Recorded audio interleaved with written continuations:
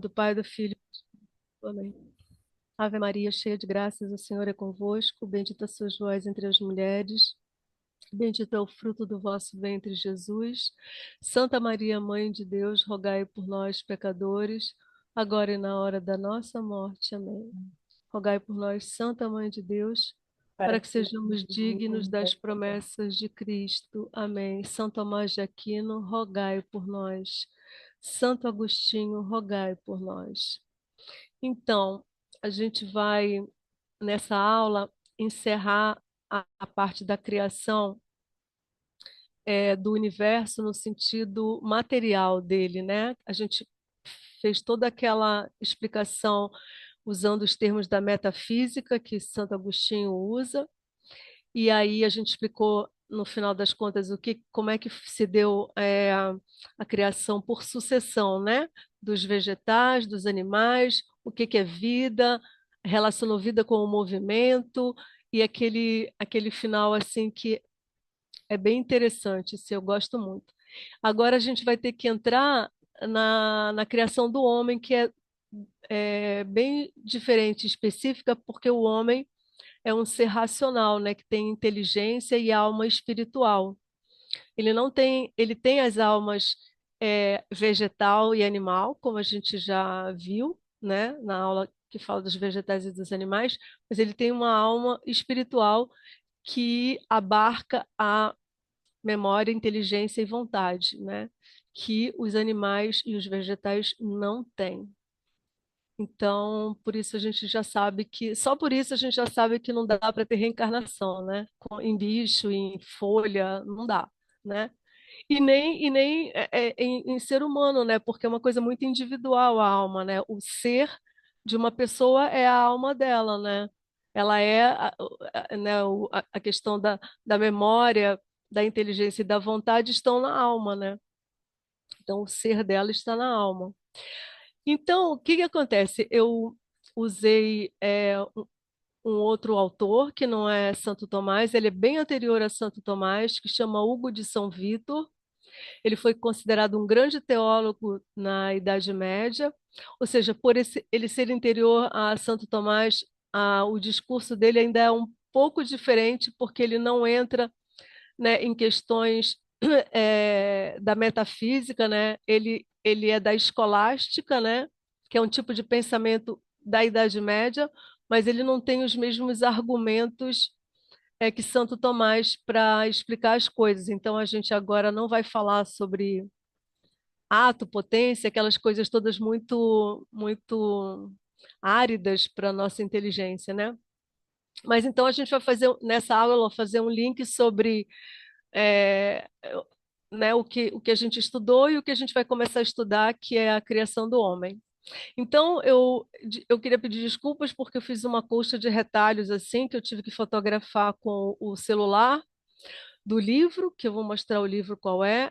É um livro chamado Obras Seletas, né, de Hugo e Ricardo de São Vítor, que foram dois grandes teólogos da Idade Média. E eles são franceses, né? E são também bem anteriores à criação das universidades. Então, eram escolas que existiam, né, antes das universidades. Então, ficou assim a imagem um pouco assim, como uma coisa de retalho, mas eu estava com muita dor na coluna nesse dia e eu não consigo ficar muito tempo sentada digitando, e aí foi a única forma de fazer a aula. Então, ele começa.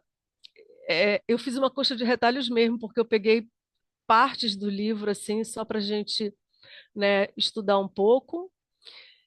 E aí ele cita esses salmos que são tão bonitos. Ele fala: Quão admiráveis são as tuas obras, ó Senhor, tudo fizeste com sabedoria. Então, tudo que a gente estudou já um pouquinho, que eu estou sempre falando que é o mínimo que nós precisamos saber, né? O mínimo, assim, um cisco, né, do que a gente precisa saber do pensamento de Santo Tomás sobre a criação, né, que nos explica como que foi essa criação do universo.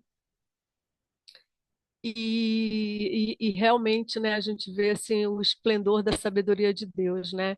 E como Santo Tomás mesmo explicou para gente, a criação, de tudo poderia ter sido feita a cada indivíduo, mas Deus, como Ele é a sabedoria, né? Ele não é o sábio, ele é a sabedoria.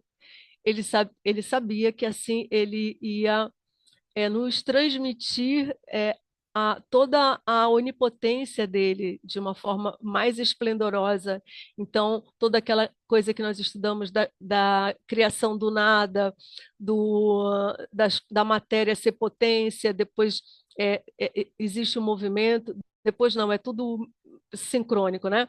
Existe o movimento e o movimento começa com a forma, né? O ato, e essa é a participação assim bem direta de Deus, no sentido de que começa o movimento e começam as mesclas, e que essas mesclas, então, vão gerar os seres, né, que têm aquela perfeição orgânica que a gente viu, né, eles têm uma organização, e aí quando existe essa ordem, né, então esse ser, ele tem uma ordem própria, né, e aí ele tem a categoria do vegetal e a categoria do animal.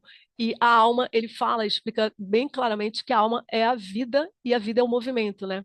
Olha que incrível. E é mesmo, a gente vê isso na gente, né? Tanto que a morte é o não movimento, né? Isso é incrível, né? Então, só para fazer uma recapitulação rápida, e ele também cita: deleitaste-me, ó Senhor, com os teus feitos, exulto com a obra das tuas mãos, quão magníficas são as tuas obras, ó Senhor, quão profundos os teus pensamentos. O ignorante não conhece e o estulto não compreende essas coisas. Então, assim, eu penso que meditar na criação de Deus é uma coisa muito confortante. Oi, eu não estou conseguindo colocar. Muito confortante, porque nós já sabemos, né, que nós somos filhos de Deus, né? E é assim que ele nos chama, né? Jesus é filho pela natureza, né? Nós somos filhos adotivos, mas nós herdamos, né? Pelo batismo, nós herdamos, né, o poder de sermos chamados filhos de Deus.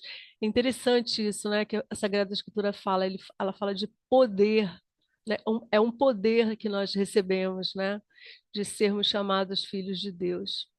Então, isso é muito lindo. Aí, então, eu vou ler e vou explicando se, né, achar que tem alguma necessidade. Então, ele vai falar: de fato, todo este mundo sensível é como um livro escrito pelo dedo de Deus, isto é, criado pela virtude divina, e cada uma das criaturas são como figuras, não imaginadas pela opinião humana, mas instituídas por arbítrio divino para a manifestação da sabedoria de Deus invisível, né? Então, nós acabamos de estudar esse mundo sensível, né, no qual o homem foi colocado, né? E nesse mundo sensível nós vemos a imensa sabedoria de Deus, né, em tudo, em tudo. Deste modo, assim como um analfabeto que visse um livro aberto veria as figuras, mas não reconheceria as letras, assim também é o estulto e o homem animal, que não percebe as coisas que são de Deus. Nestas criaturas visíveis, vê externamente a espécie, mas não lhes compreende internamente a razão. O homem espiritual, porém, pode julgar a todas as coisas, considerando externamente a beleza da obra e concebendo internamente quão admirável é a sabedoria do Criador. Então, olha que incrível, ele está falando, ele citou o homem animal, e agora a gente já sabe que nós, seres humanos, temos a alma animal. Então, quando ele fala aqui do homem animal, é esse homem que ele está com a alma dele, né, assim, tão baixa que essa alma animal dele está em pleno funcionamento, né? É aquele homem que vive praticamente dos seus desejos instintivos como um animal, né? Então ele não consegue contemplar a criação como ela deve ser contemplada. Ela não é só assim alguma coisa de muito bela, ela tem que ser referida àquele que a criou, né? O que a gente tem que se encantar, se a gente ficar só na beleza, tudo bem, tem um monte de, né? Tem uma galera aí não é nem um pouco cristã que fica fascinado pela natureza, né? Mas sequer, né, consegue olhar para isso como alguma coisa saída das mãos do Criador, né? E nós não.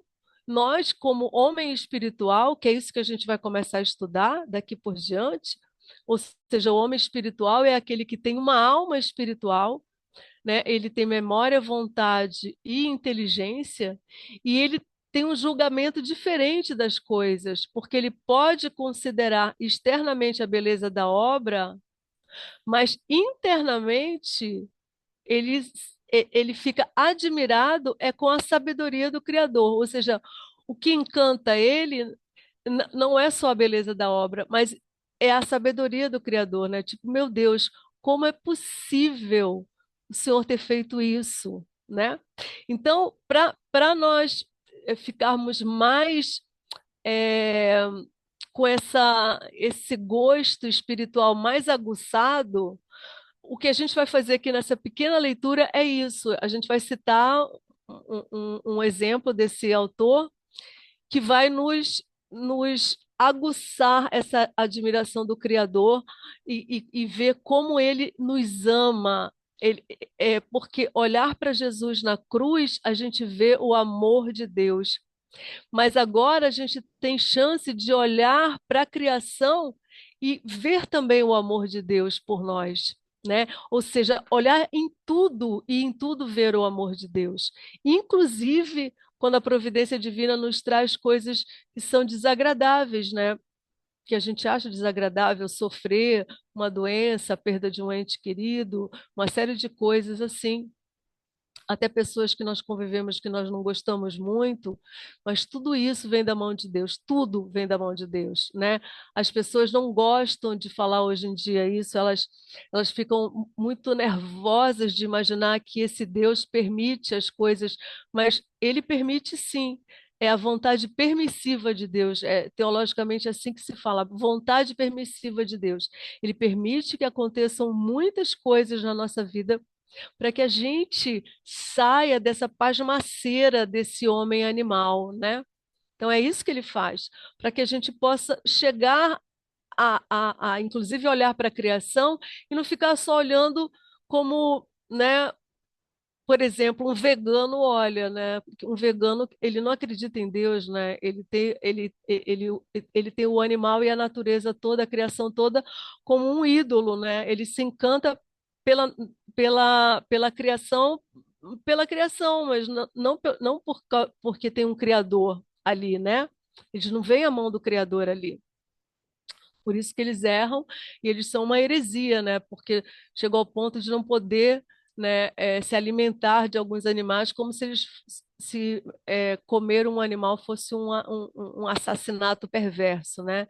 Então é uma para você ver assim como o homem animal chega à idolatria com muita facilidade, né? Muita facilidade. Ele cria novos ídolos e porque como ele não tem Deus, ele vai colocar alguma coisa no lugar de Deus. É sempre isso que o homem faz. Ou ele bota ele mesmo, ou ele bota outra pessoa, uma ideologia, um partido político, ou uma ideologia como o veganismo, né? Como tantas coisas que a gente vê, né? Então, essa a pequena meditação que nós vamos fazer é justamente isso, para elevar o nosso pensamento, né? E para que a gente entenda que sim, a gente pode olhar para a criação, contanto que a gente se abisme no Criador, né? E não fique só na criação. Então ele continua: por isso não há ninguém para quem as obras de Deus não sejam admiráveis, até para o homem animal, né? E ele fala: o ignorante admira nelas somente a espécie. Ou seja, né, você fica olhando só para aquilo, né? Você olha só para a criatura, né? Você olha para a árvore, você olha para o animal, você olha para o rio, são todas criaturas de Deus, né? Mas você não consegue ver o Criador naquilo, né? E ele continua falando. É, o, s- o sábio, porém, através daquilo que vê externamente, busca o conhecimento profundo da sabedoria divina, como se em uma só e mesma escritura um destes homens louvasse a cor e a forma das figuras e o outro louvasse o sentido e o significado. O que que ele quer dizer? Ele quer dizer que o homem animal ele fica só na parte externa da criação e o homem espiritual ele consegue elevar a sua admiração e louvar o sentido e o significado daquilo.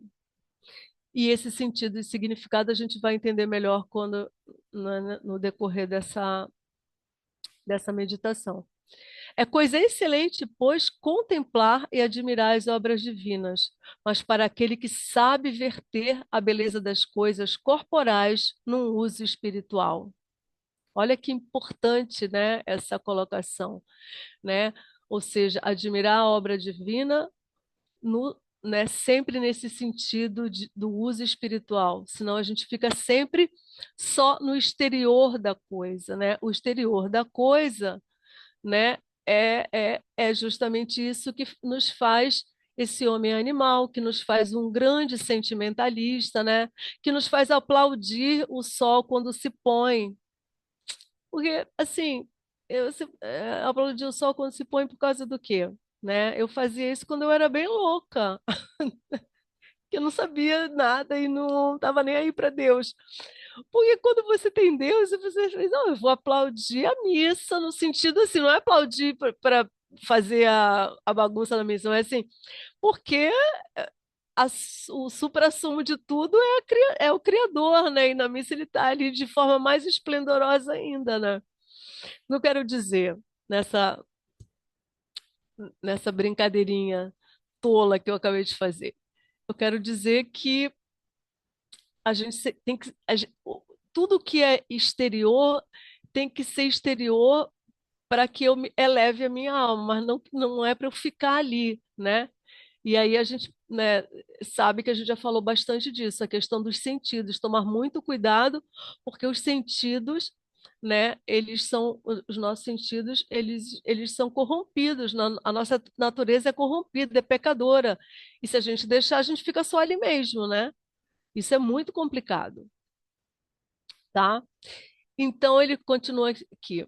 É, por isto é que também as Sagradas Escrituras tanto nos exortam a desejar as coisas admiráveis de Deus, para que, dando crédito às coisas externas, cheguemos internamente ao conhecimento da verdade, tá? Então, tudo que é externo é para ser elevado, né, ao conhecimento da verdade que é Deus, né?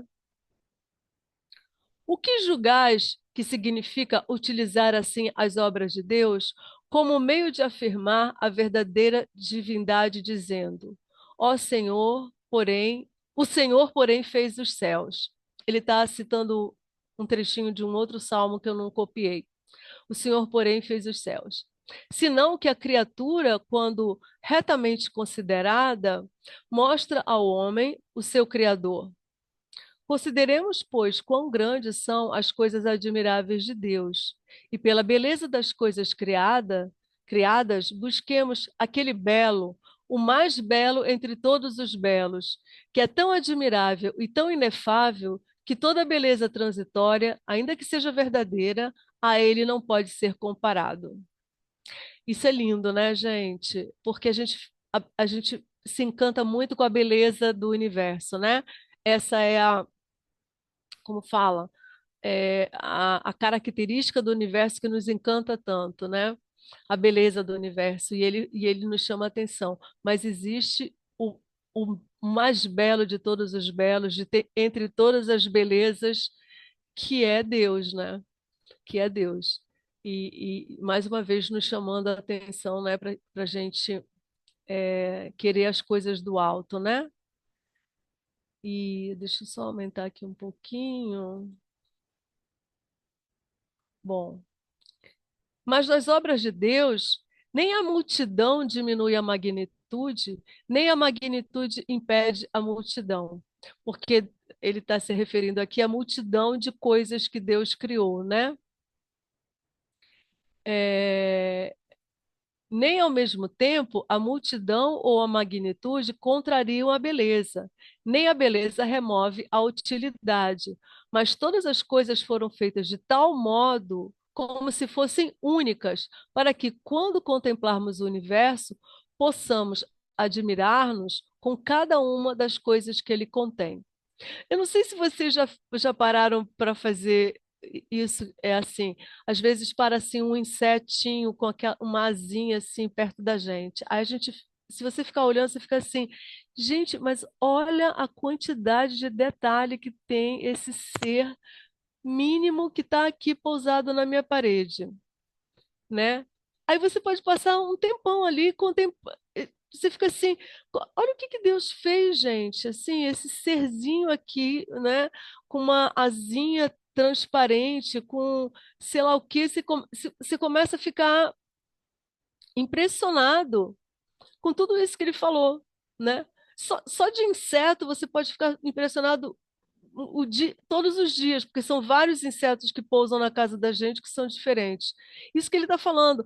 A multidão não diminui a magnitude não impede a multidão, porque você fica assim, gente, cada um é tão diferente do outro, né? Então, essa coisa que ele está falando, da magnitude, da multidão e da beleza que cada coisa tem, né?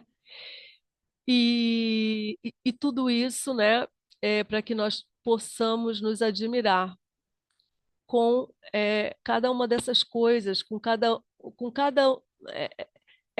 é cada uma coisinha que Deus fez, né? Imagina isso, isso é aqui dentro da minha casa que tem uma luz que chama alguns insetozinhos, mas lá no Japão são outros tipos de coisas, são outros matinhos, outras florezinhas, essas florezinhas que nascem assim, né, no matinho, que ninguém vende em loja de flor, sabe assim?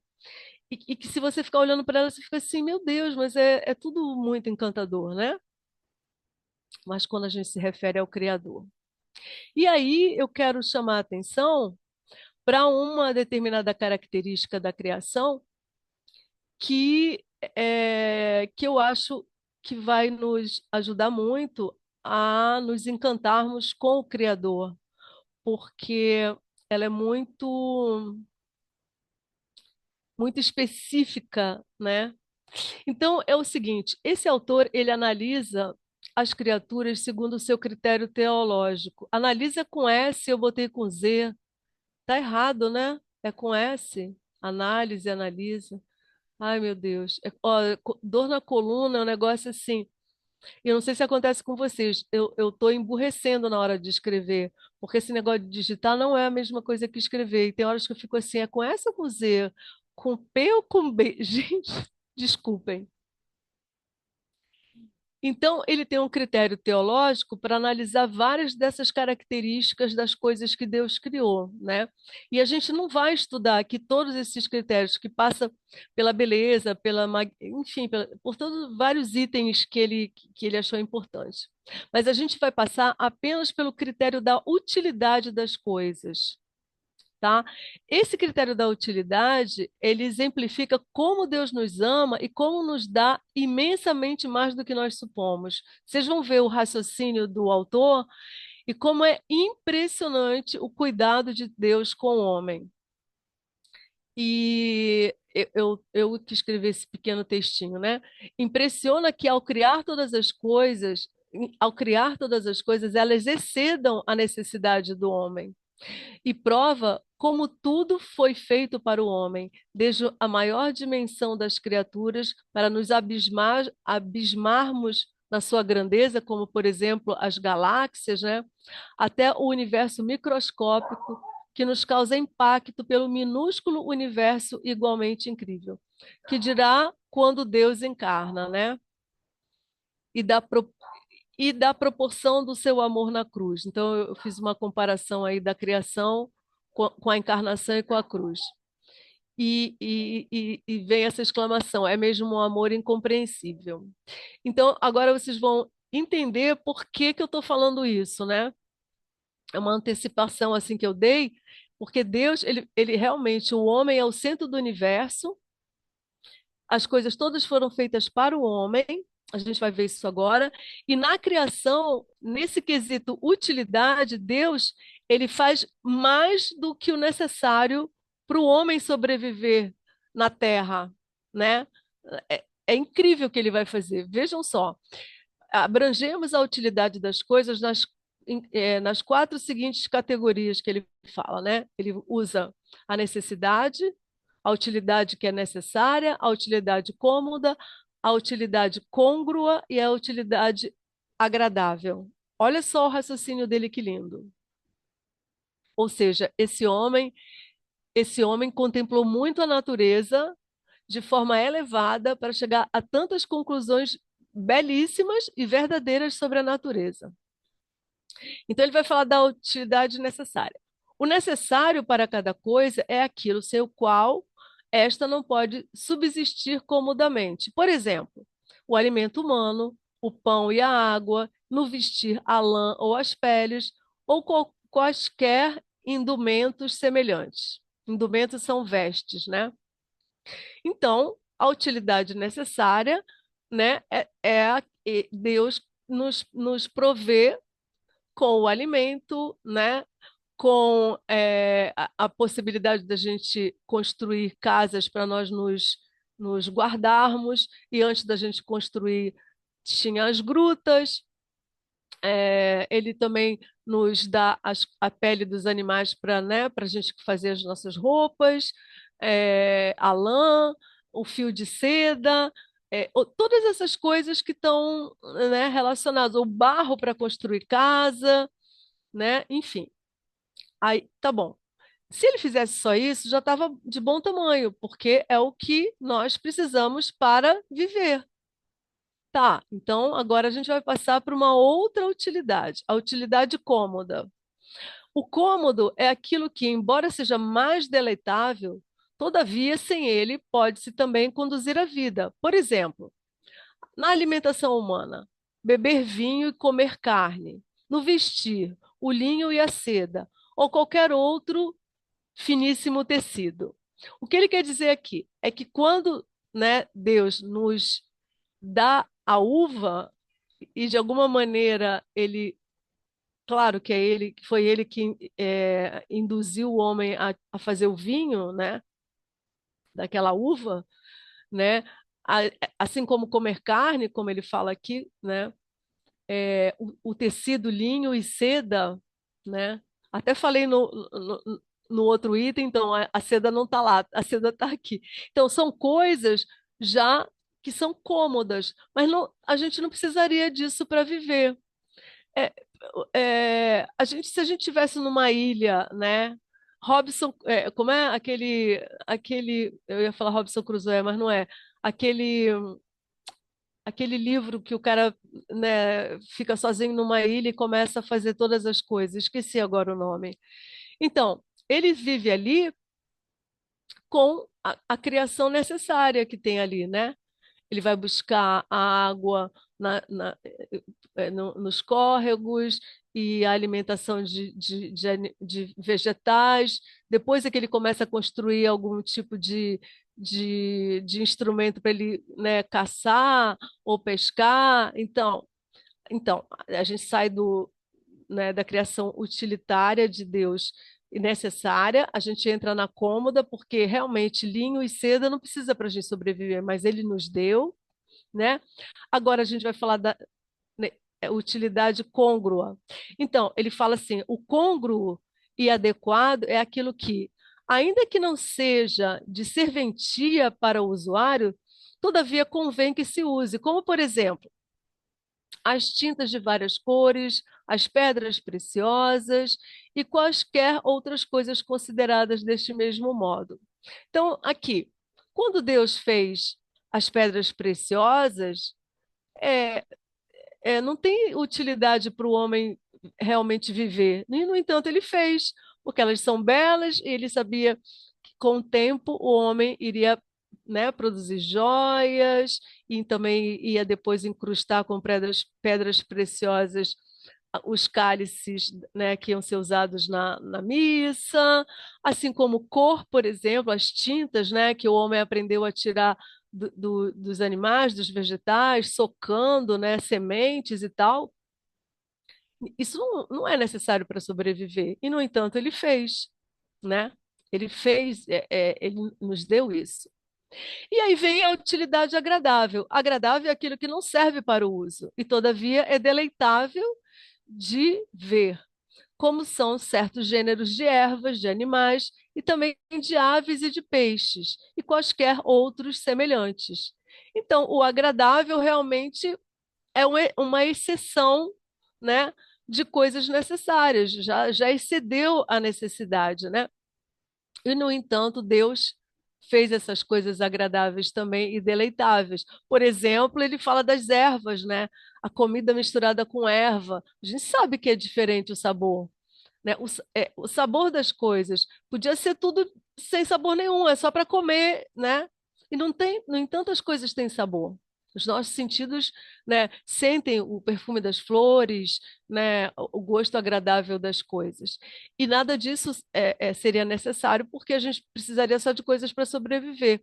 E, no entanto, Deus fez todas essas coisas para o homem. E, assim, a mim me parece que essa questão toda da criação de coisas segundo a utilidade, que não é só o necessário para sobreviver, mas chega ao ponto daquilo que vai deleitar o homem, né? É um excesso de amor de Deus. É um excesso da preocupação de Deus com o homem. É o excesso de Deus querer mostrar assim: sim, eu fiz tudo para o homem.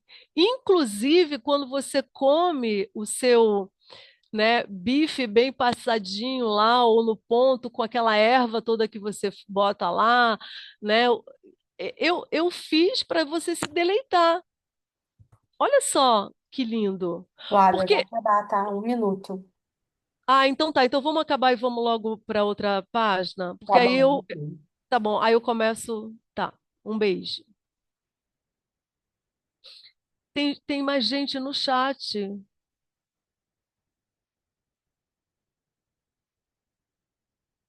Não, foi você que escreveu.